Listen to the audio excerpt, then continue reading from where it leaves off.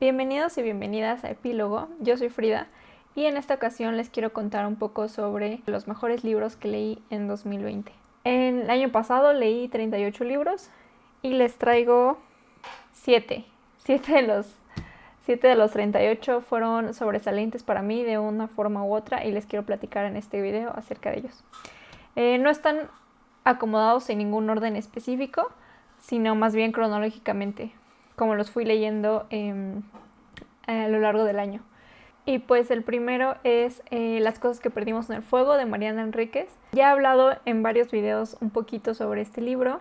Fue mi primer acercamiento a Mariana Enríquez, ya había escuchado mucho acerca de ella y quise empezar con esta serie de cuentos. Y pues Mariana Enríquez es muy conocida ahorita por ser la latinoamericana que habla de terror, ¿no?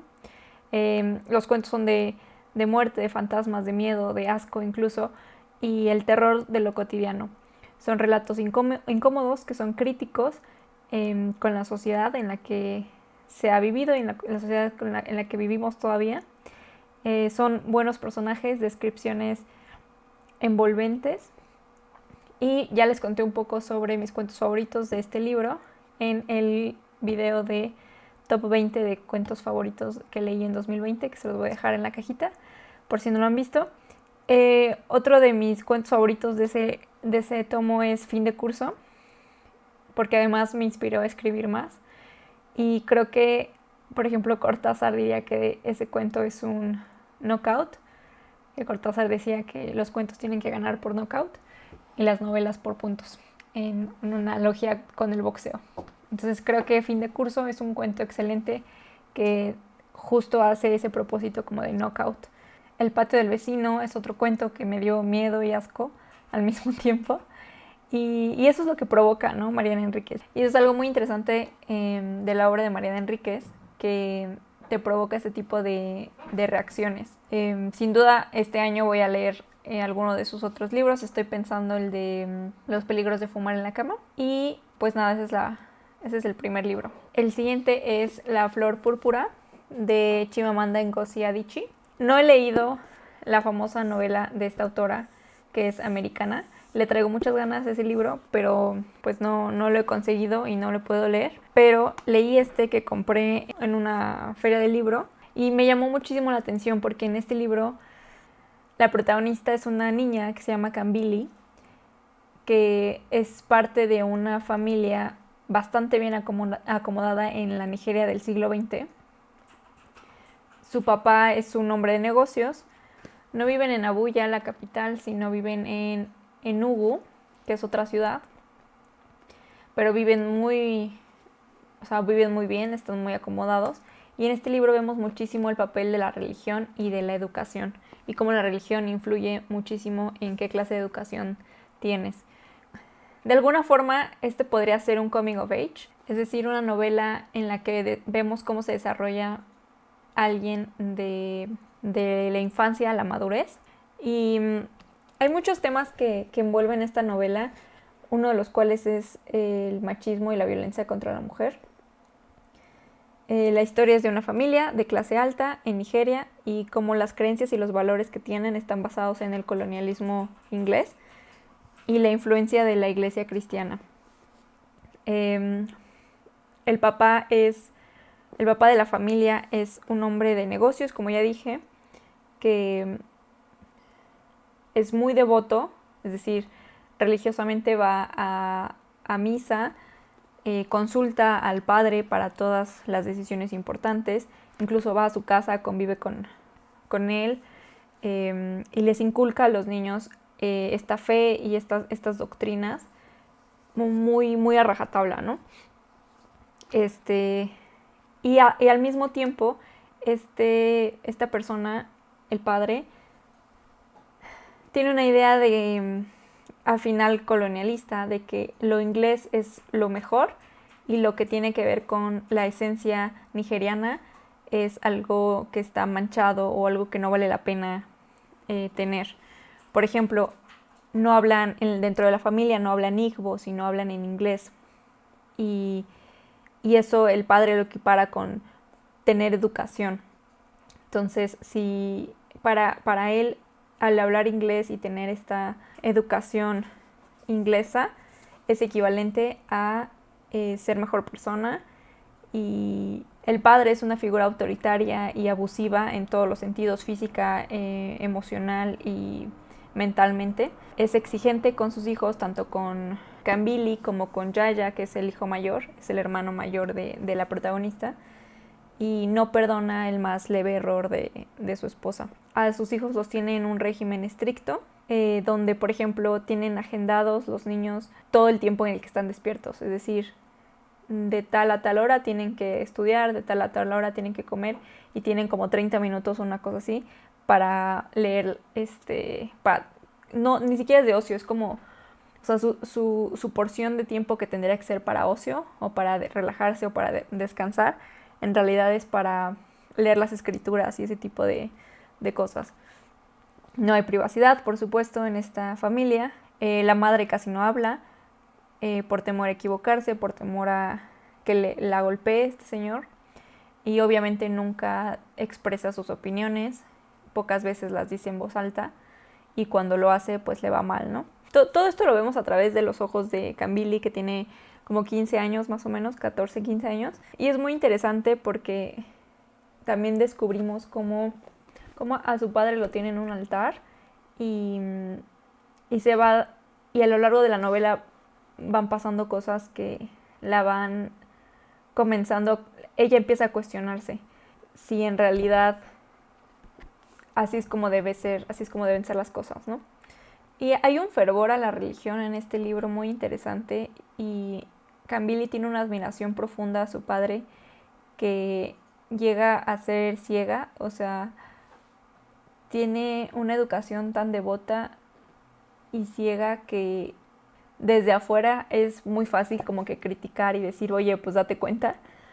Pero como está narrado en primera persona, es muy interesante ver qué es lo que ella ve, ¿no? Y claro, o sea, si así te han educado toda la vida, por supuesto que no vas a empezar a dudar, si no es que algo externo empieza como a sembrar esta semilla del cuestionamiento.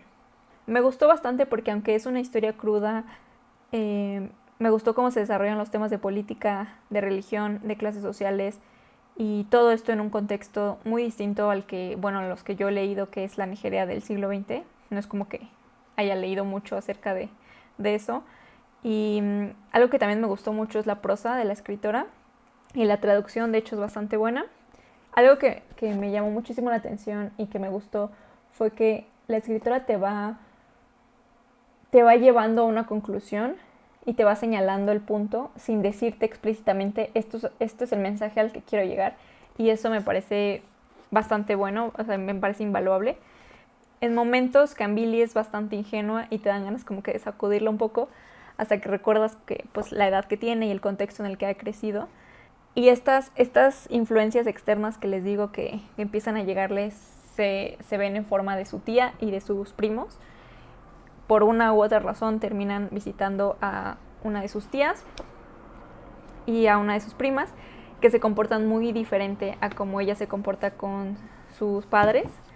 Y tanto ella como su hermano empiezan a cuestionarse todo bajo lo que han crecido.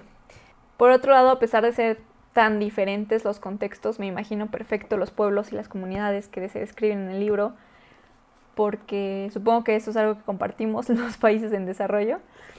Y bueno, mis personajes favoritos sin duda fueron la tía y la prima. La tía se llama Ifeona y la prima Amaka.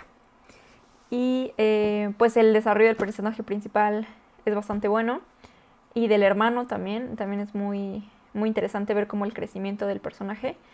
Al final, muy al final, las últimas páginas, hay un giro en la historia que yo no me veía venir y que me sorprendió bastante, y pues me dejó con un muy buen sabor de boca. Sin duda voy a leer más de Chimamanda. Ya había leído el de Todos deberíamos ser feministas, y el otro que ahorita no me acuerdo, pero se los pongo aquí en la pantalla, que es como que la parte 2 de esa TED Talk.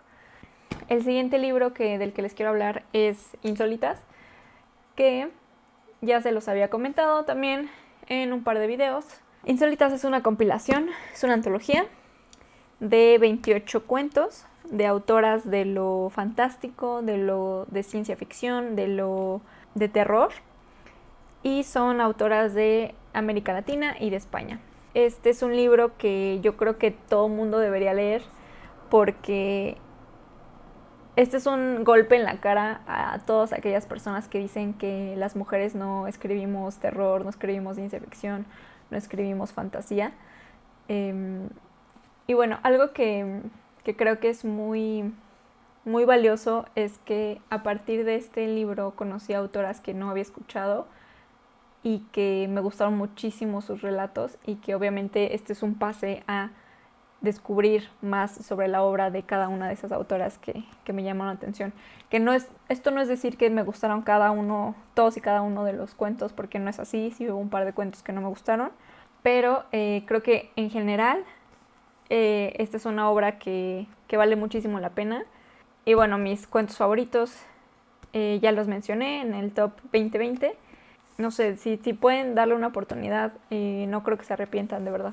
El siguiente libro es La maldición de Hill House, de Shirley Jackson. Este libro, al igual que Insólitas, lo leí por mi club de lectura, el cual jugó un papel muy importante también en mi año lector de 2020, y estoy segura de que también va a jugar un papel importante en 2021. Y esta lectura me gustó mucho. Yo casi no leo terror, o bueno, novela de terror, porque cuento de terror sí leo un poco más. Shirley Jackson ya me había gustado bastante con algunos de sus cuentos. Tenía años queriendo leer el de Siempre hemos querido vivir en el castillo. Pues cuando vi que íbamos a leer La maldición de Hill House me emocioné mucho porque pues ya quería leer más de Shirley Jackson. Y esta es una historia, es un clásico de terror, una historia de un grupo de personas que va a una casa que supuestamente está embrujada y tienen que pasar el verano en esa casa y ver qué ocurre básicamente, ¿no? Qué sucesos paranormales ocurren. Por un lado, los personajes me parecieron bastante buenos. El personaje de Eleanor, que es la protagonista, creo que tiene algunas características con las que las personas se pueden identificar muy fácilmente. Creo que a pesar de que es un libro muy corto, sí me espantó un par de veces. Sí hubo un par de veces que dije... Aparte lo leía siempre en la noche para el mood. Y sí hubo un par de veces que sí me espanté. Habla mucho también sobre temas de salud mental, sobre las obligaciones que tenemos porque la sociedad nos impone esas obligaciones. Habla de muchos temas más además del terror, que creo que eso es algo que enriquece muchísimo el libro. Además de la historia que viene en el libro, la experiencia lectora que tuve me gustó muchísimo. Y, lo leí por ahí de Halloween, un poquito antes, entonces también tenía como que todo este ambiente bastante favorecedora, ¿no?, a la historia. Y un compañero justo del club de lectura nos recomendó escucharlo con el soundtrack de la serie, y yo lo hice solamente una vez porque sí te envuelve, o sea, obviamente te envuelve más sentidos eso, y hace que tengas una inmersión en el libro mucho más profunda. Entonces, pues sí estuvo padre eso. El siguiente libro del que les quiero hablar es que es Los 7 esposos de Evelyn Hugo. Este libro es creo que tiene mucho hype en BookTube. Yo le traía muchas ganas de leerlo desde hace un montón y por fin se me hizo. Lo primero que quiero decir es que este libro lo lees muy rápido porque el chisme está muy bueno en este libro. A ver, para empezar, la estructura del libro es muy diversa. Hace uso de estas herramientas como usar cartas, notas de periódico, mensajes, mails, como que ese tipo de herramientas que hacen como muy lúdica la experiencia lectora. Y bueno, fuera de eso, los personajes de Evelyn, Harry y Celia fueron mis favoritos.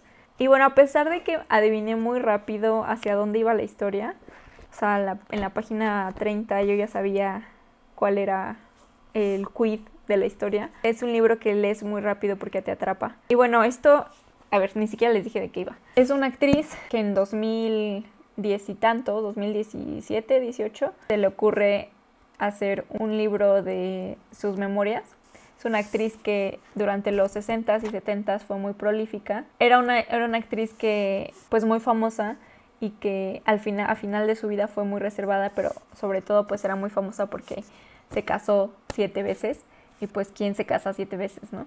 Entonces a final de su vida empezó a ser como que muy, muy ermitaña y muy enigmática y ya no salía en ningún lado. Y entonces seguimos a una periodista joven que se llama Monique, que por circunstancias termina conociendo a Evelyn Hugo. Oficialmente iba a hacer como que una nota para su revista, para la revista para la que trabaja. Y Evelyn Hugo le dice, no, yo te escogí a ti porque quiero que hagas mi memoir, pues que hagas mi biografía, ¿no? Y ella, pues esto es una oportunidad única en la carrera de un periodista, entonces ella se saca de una periodista, entonces ella se saca muchísimo de onda. O sea, obviamente dice, pues sí, jalo, pero pues ¿por qué me escogiste a mí, no? Y entonces por un lado tenemos este como misterio de por qué escogió a Monique, y por otro lado, pues la mayor parte de la historia obviamente es la historia de Evelyn Hugo desde que era una chavita, desde los 17, 18 años, hasta que tiene 70 y tantos. Vamos siguiéndola a través de todas estas décadas en Hollywood y vamos viendo cómo va cambiando su carrera, cómo se va perfilando hacia una de las actrices más reconocidas, de las más habladas, y pues esa es la historia, ¿no?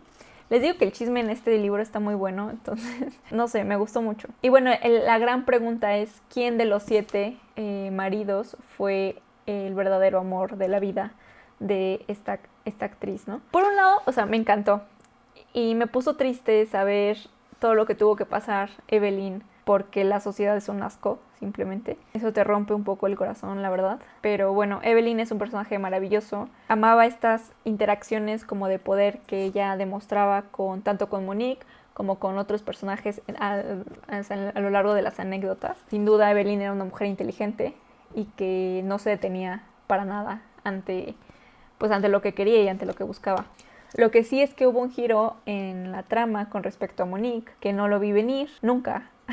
Pero pues eso hizo que lo disfrutara más todavía, ¿no? Este libro hubiera sido 5 estrellas de no ser porque tuve 2 problemas principales con el libro, que fue la razón por la cual le quité 1 estrella completa, y es el hecho de que la autora puso a Evelyn como actriz cubana. Me pareció como una característica que no explotó, por un lado, la autora, y me pareció un poco hasta mala onda que la haya puesto como cubana, porque siento que solamente lo hizo para usar la carta de la diversificación y para aprovechar el estereotipo que existe acerca de las mujeres latinoamericanas sobre pues la voluptuosidad de las mujeres. Porque en el libro mencionan mucho que Evelyn tiene unos pechos muy grandes y dicen, pues no tiene nada de trasero, pero tiene unos pechos muy grandes Evelyn y es famosa porque todo el mundo quiere ver sus pechos, ¿no? Y digo esto porque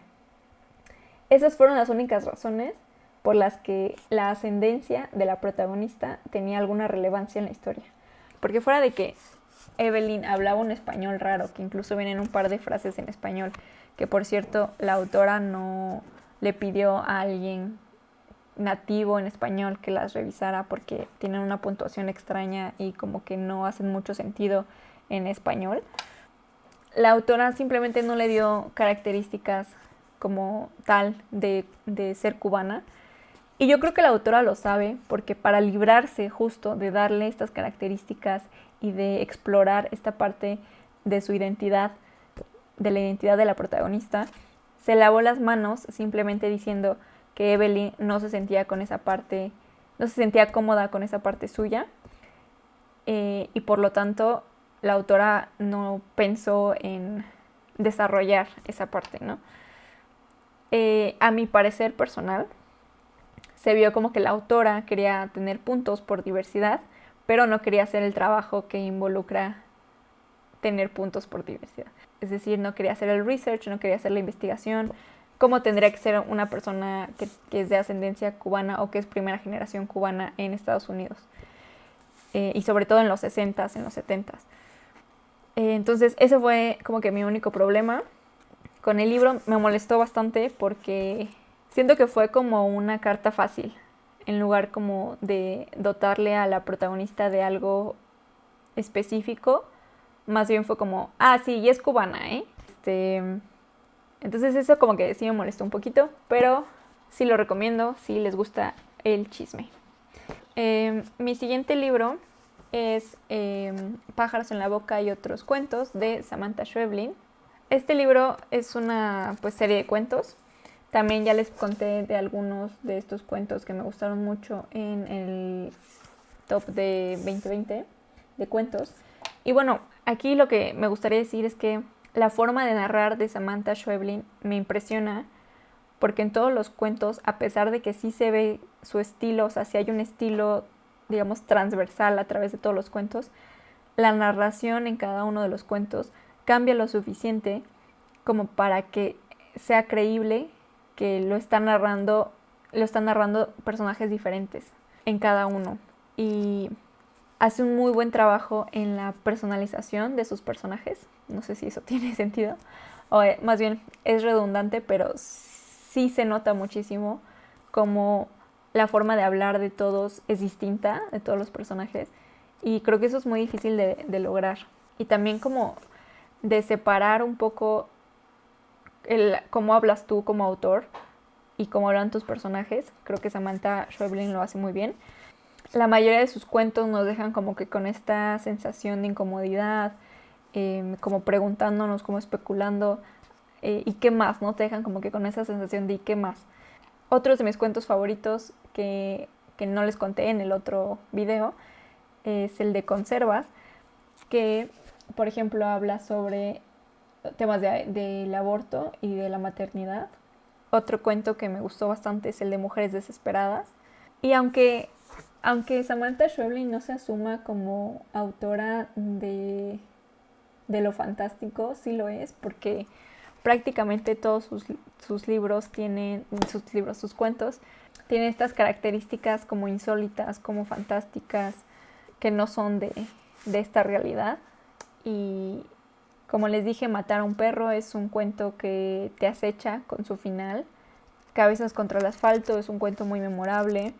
Y hay otro que también me gustó mucho que se llama La medida de las cosas, que es como un Benjamin Button, pero mental. O sea, físicamente la persona no cambia, pero su mente un poco sí. Y eso se me hace un cuentazo. Está muy bueno.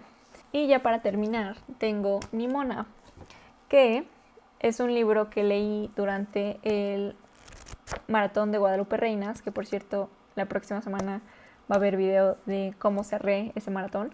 Y bueno, Nimona es una novela gráfica que nos habla sobre una chava que va con el villano de la zona y le dice que quiere ser su asistente o su compañera, y ayudarle a cometer todos estos crímenes.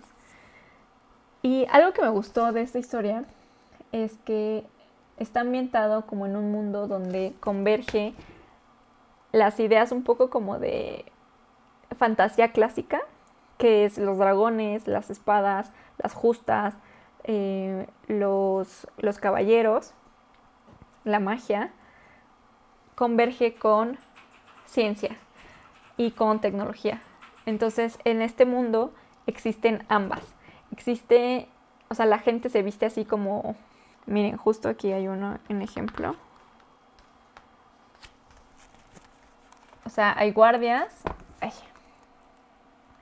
O sea, hay guardias, así como este cuate, que como ven tiene su cota de malla, casi casi. Tienen sus espadas y todo. Pero existen rayos láser, existen computadoras.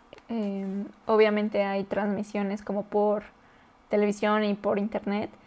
Y está como que muy padre ese mix.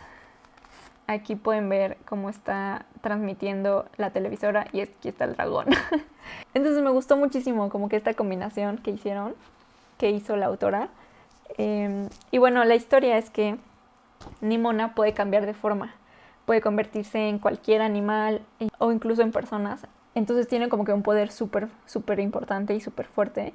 La historia coquetea mucho con esta idea de hasta dónde está la línea entre lo bueno y lo malo. Si está tan clara, no está tan clara. Es algo que está difuminado y que no necesariamente sabes hasta dónde dejas de ser bueno, ¿no? Y un poquito vemos también esta denuncia a la autoridad o al gobierno, porque en esta historia existe algo que se llama la institución, así, institución con I mayúscula.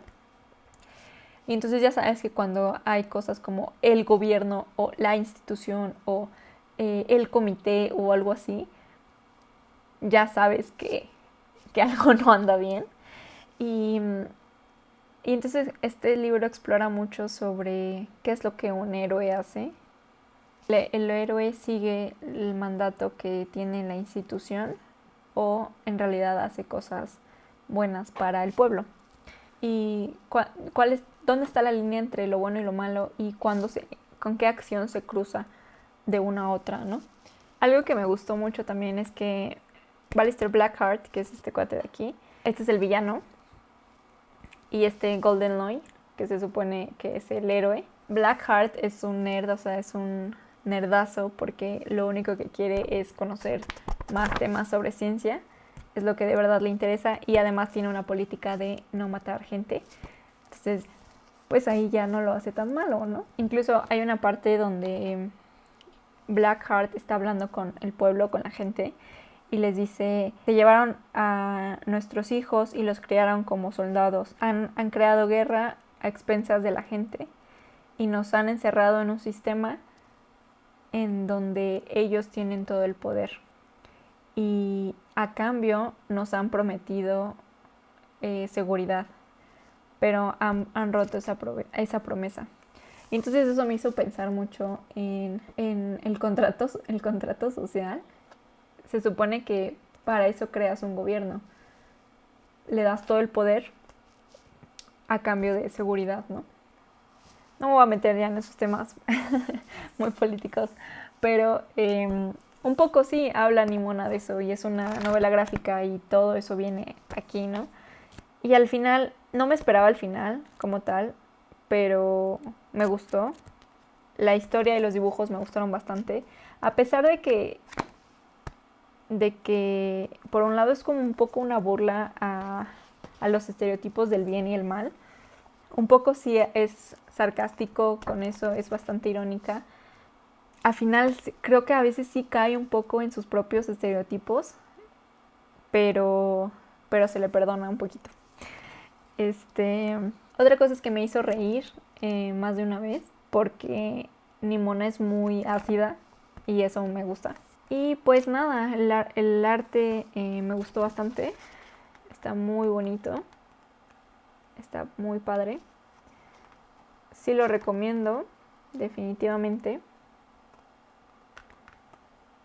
Y pues eso sería todo. Ese es mi top de libros que leí en 2020.